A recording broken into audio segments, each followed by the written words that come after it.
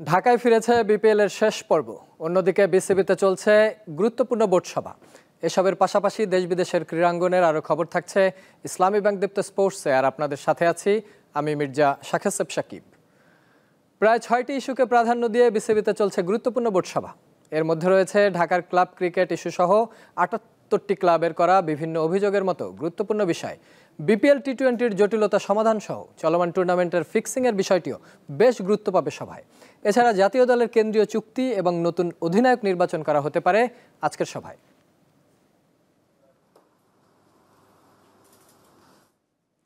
আবার ঢাকায় ফিরছে বিপিএল। আজ বিরতি থাকলেও কাল রয়েছে দুটি ম্যাচ। দিনের প্রথম ম্যাচে দুপুর 1:30টায় সিলেট স্ট্রাইকার্সের মুখোমুখি হবে ফরচুন বরিশাল। লিগ পর্বে এখনও 4 ম্যাচ বাকি থাকায় বেশ সুবিধাজনক অবস্থানে রয়েছে ফরচুন বরিশাল। আর একটি ম্যাচ জিতলেই প্লে অফ নিশ্চিত হবে তামিম ইকবাল বাহিনীর। পয়েন্ট টেবিলের তলানির দল সিলেট স্ট্রাইকার্সের জন্য বাকি 3 ম্যাচ নিয়ম রক্ষার বলা যায়। এদিকে সন্ধ্যা 6:30টায় দুর্বার রাজশাহীর প্রতিপক্ষ টেবিল টপার রংপুর রাইডার্স।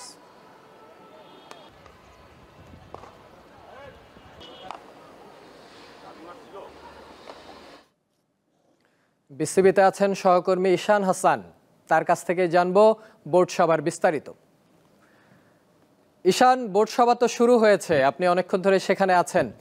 সবার বিস্তারিত যদি জানান যে ভেতরে কি নিয়ে এখন আলোচনা হচ্ছে।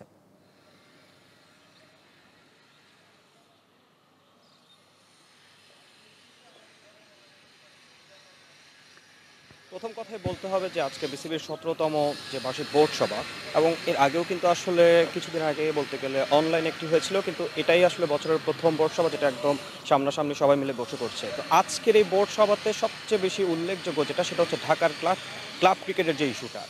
সিসিডিএম এর অধীনে থাকা প্রায় 78টা ক্লাব, যারা কিন্তু আসলে বিসিবির যে গঠনতন্ত্র সেটা কিন্তু সংশোধনের জন্য জোরালো একটা দাবি তারা তুলেছে। এবং এর মধ্যে কিন্তু অনেকগুলো ক্লাব কিন্তু আসলে যে জাতীয় ক্রিকেট যে প্রথম লিগের যে খেলাটা সেটা কিন্তু তারা অনেকে বয়কট করার সিদ্ধান্ত নিয়েছে। তো আজকের এই মিটিংয়ে হয়তো এটা নিয়ে একটা সমাধানের অনেক কিছু আসতে পারে। এছাড়া সাম্প্রতিক যে আমাদের বিপিএল, এবারে বিপিএলে কিন্তু অনেক রকমের অনেক খবরই কিন্তু আসলে ছড়াচ্ছে। এর মধ্যে ফিক্সিং, স্পট ফিক্সিং, এছাড়া আপনার ম্যাচ পরিচালনাতেও অনেক রকমের কথা কিন্তু উঠেছে। এবং সর্বোপরি বিসিবির যে তদন্ত কমিশন তারা কিন্তু এরই মধ্যে কিছু বোলারের খবরও কিন্তু পেয়েছেন, এবং এগুলো কিন্তু আসলে আস্তে আস্তে বের হচ্ছে। তো এটা নিয়েও আসলে আজকে অনেক রকমের কথা হতে পারে। আর সবচেয়ে বড় বিষয় হচ্ছে যে আপনার আজকে আবার অধিনায়কত্ব এবং ক্রিকেটারদের সাথে কেন্দ্রীয় চুক্তির যে বিষয়টি, সেটিও আজকে এই বোর্ড সভা থেকে উঠে আসতে পারে। সাকিব, এমনি আপনি তো বিপিএল এর প্রস্তুতি, আজকে ঢাকায় যে দলগুলো ফিরেছে চট্টগ্রাম থেকে তারা প্রস্তুতি নিচ্ছে, সেটাও আপনি দেখার চেষ্টা করেছেন। কেমন দেখলেন তাদের প্রস্তুতি?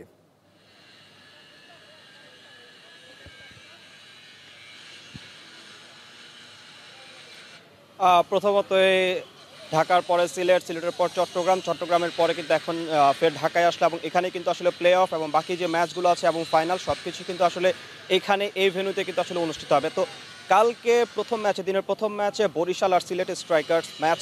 তো সেই জায়গাতে আজকে দুপুরবেলায় কিন্তু 1টা থেকে প্রায় 3টা পর্যন্ত বরিশাল কিন্তু তারা কিন্তু অনুশীলন করেছে, এবং তার আগে দুর্বার রাজশাহী তারাও কিন্তু অনুশীলন করেছিল। এবং রংপুর রাইডার্স তারা কিন্তু নিজেদের হোম ভেন্যু বসুন্ধরাতে, সেখানে কিন্তু তাদের অনুশীলন পর্বটা সেরেছে। তো সর্বোপরি বলতে গেলে যেহেতু এখন ঢাকা পর্ব এবং শেষ পর্যায়ে চলে এসেছে, সিলেট স্ট্রাইকার্সের জন্য আসলে এখন বাকি পথটা কোনো সুবিধাজনক বা সম্মানজনক একটা জয় নিয়ে আশা থাকবে। কিন্তু বরিশাল কিন্তু এর মধ্যে 6টা ম্যাচ জিতে কিন্তু তারা কিন্তু অলরেডি প্লে অফ রাউন্ডের জন্য অনেকটাই এগিয়ে গিয়েছে। আর একটা ম্যাচ জিততে পারলে তারা কিন্তু আসলে চলে যাবে। আর রংপুর রাইডার্স প্রথম দল হিসেবে কিন্তু চলে গিয়েছে। আর মাঝখানে আছে রাজশাহী কিন্তু গত লাস্ট বিপিএল এর যে ম্যাচটি হলো রংপুরের সাথে, সেখানে কিন্তু হারিয়ে তাদেরকে জানানি দিয়েছে যে তারা কঠিনভাবেই ফিরছে, এবং রংপুরও কিন্তু আসলে নিজেদেরকে সেভাবে ফেরানোর জন্য চেষ্টা করছে। তো বলা যাচ্ছে যে আসলে কালকে দারুণ একটা লড়াই হবে, কারণ সব পর্ব শেষে এখন কিন্তু এখানে বলতে গেলে ফাইনাল পর্ব। সো জমজমাট লড়াই হবার অপেক্ষায় আছে আসলে সবাই। সাকিব, ঈশান, অনেক ধন্যবাদ আমাদের সঙ্গে যুক্ত হওয়ার জন্য। বিসিবির বোর্ড মিটিং এবং বিপিএল এর প্রস্তুতির খবর জানাচ্ছিলেন ঈশান হাসান। সিরিজের তৃতীয় শেষ ওয়ানডেতে ওয়েস্ট ইন্ডিজ নারী দলের কাছে 8 উইকেটে হেরে 2027 ওয়ানডে বিশ্বকাপে সরাসরি খেলার সুযোগ হাতছাড়া করল বাংলাদেশ। টস জিতে ব্যাট করতে নেমে শুরুতে উইকেট হারালেও ফারজানা হক ও শারমিন আক্তারের 68 রানের জুটিতে 118 রানের সংগ্রহ পায় বাংলাদেশ। ফারজানা 22 আর শারমিন করেন 37 রান। জবাবে 2 উইকেট হারালেও কিয়ানা জোসেফের 39 ও ডিয়ান্দ্রা ডটিনের 33 রানের ইনিংসে ভর করে সহজ জয় নিশ্চিত করে উইন্ডিজরা।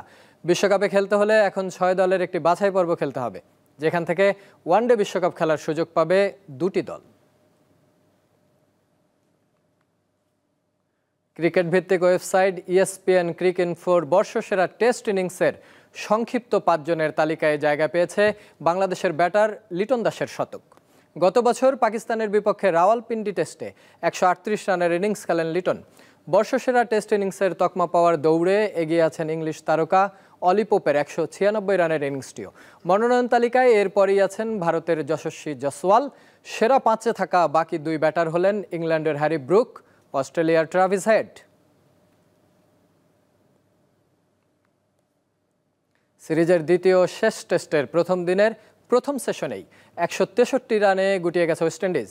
জবাবে ব্যাট করতে নামা পাকিস্তানের সংগ্রহ 4 উইকেটে 71 রান। মুলতানে স্পিন উইকেটে টস জিতে আগে ব্যাট করতে নেমে সাজিদ খান ও নোমান আলীর স্পিনে 95 রানে 9 উইকেট হারায় ক্যারিবীয়রা। ম্যাচে হ্যাট্রিক করেন পাকিস্তানি স্পিনার নোমান আলী। দেশটির 73 বছরের টেস্ট ইতিহাসে প্রথম কোন স্পিনারের হ্যাট্রিক এটি। ম্যাচে 6 উইকেট শিকার করেন নোমান। এছাড়াও সাজিদের শিকার 2টি, আবরার এবং কাশিফ আলী নেন 1টি করে উইকেট। ওয়েস্ট ইন্ডিজ ইনিংসে জোমেল ওয়ারিকান ও গুদাকেশ মটি শেষ উইকেটে যোগ করেন 68 রান। তাতে 150 ছাড়ানো পুঁজি পায় ওয়েস্ট ইন্ডিজ। ক্রিকেটের বিভিন্ন ফরম্যাটে সেরা পারফর্মারদের নিয়ে বর্ষসেরা একাদশ ঘোষণা করেছে নিয়ন্ত্রক সংস্থা ICC। এখন পর্যন্ত প্রকাশ্যে এসেছে ছেলেদের ওয়ানডে, টেস্ট ও নারী ক্রিকেটের বর্ষসেরা ওয়ানডে একাদশ, যেখানে জায়গা হয়নি বাংলাদেশ ও ভারতের কোনো ক্রিকেটারের। 2024 সালে ব্যক্তিগত পারফরম্যান্সের নিরিখে বর্ষসেরা ওয়ানডে দল বেছে নিয়েছে ICC। আন্তর্জাতিক ক্রিকেটের সর্বোচ্চ সংস্থা প্রকাশ করে ওয়ানডে একাদশ। আফগানিস্তানের 3 ক্রিকেটার থাকলেও নেই বাংলাদেশ ভারতের কোনো খেলোয়াড়। স্থায়ী এবং অস্থায়ী মিলে ওয়ানডে মর্যাদা রয়েছে 20টি দেশ। অস্থায়ীগুলো বাদ দিলে স্থায়ী মর্যাদা পাওয়া 12টি দেশের মধ্যে 8টি দেশের খেলোয়াড়দেরই জায়গা হয়নি এবারের বর্ষসেরা দলে। অস্ট্রেলিয়া, ইংল্যান্ড, নিউজিল্যান্ড, দক্ষিণ আফ্রিকা, জিম্বাবুয়ে ও আয়ারল্যান্ডের খেলোয়াড়দেরও জায়গা হয়নি। পাকিস্তান, ওয়েস্ট ইন্ডিজ, শ্রীলঙ্কায় ও আফগানিস্তানের খেলোয়াড়দের নিয়ে 11 জনের এই দল গঠন করা হয়েছে। সর্বোচ্চ 4 জন খেলোয়াড় আছেন শ্রীলঙ্কার, পাকিস্তান ও আফগানিস্তানে 3 জন করে এবং 1 জন খেলোয়াড় ওয়েস্ট ইন্ডিজের। এশিয়া মহাদেশ থেকে রয়েছেন 10 জন ক্রিকেটার। বর্ষসেরা ওয়ানডে দলের অধিনায়ক রাখা হয়েছে শ্রীলঙ্কার চারিত আসালাঙ্কাকে। এদিকে ভারত ও ইংল্যান্ডে কোনো প্রতিনিধি ছিল না বর্ষসেরা ওয়ানডে দলে। তবে বছরের সেরা টেস্ট দলে এই 2 দেশের ক্রিকেটারদেরই আধিপত্য, আছেন 7 জন। বর্ষসেরা টেস্ট দলে নিউজিল্যান্ডের আছেন 2 জন, অস্ট্রেলিয়া ও শ্রীলঙ্কার 1 জন করে। টেস্ট দলের অধিনায়কতে আছেন অস্ট্রেলিয়ার প্যাট কামিন্স। মোহাম্মদ হাসিব, দীপ্ত স্পোর্টস। অস্ট্রেলিয়ান ওপেন টেনিসের দ্বিতীয় সেমিফাইনালে যুক্তরাষ্ট্রের বেন শেলটনকে 7-6, 6-2, 6-2 গেমে হারিয়ে ফাইনালে উঠেছেন 1 নম্বর বাছাই ইয়ানিক সিনার। গ্র্যান্ড স্লামে টানা তৃতীয়বার ফাইনালে উঠলেন সিনার। শেলটনের সঙ্গে 2 ঘন্টা 36 মিনিটের লড়াইয়ে পাওয়া জয় সিনারকে আরেকটি কীর্তি গড়ার সুযোগ করে দিয়েছে। রাফায়েল নাদালের পর প্রথম খেলোয়াড় হিসেবে তিনি একই টুর্নামেন্টের নিজের প্রথম গ্র্যান্ড স্লামের শিরোপা ধরে রাখার মিশনে দাঁড়িয়ে। নোভাক জোকোভিচ চোটের কারণে ছিটকে পড়ায় ফাইনালে জায়গা পেয়েছেন আলেকজান্ডার জেভেরেভ। এবারের গ্র্যান্ড স্লামের পুরুষ এককের ফাইনালে মুখোমুখি হচ্ছেন র্যাঙ্কিংয়ের 1 ও 2 নম্বর খেলোয়াড়।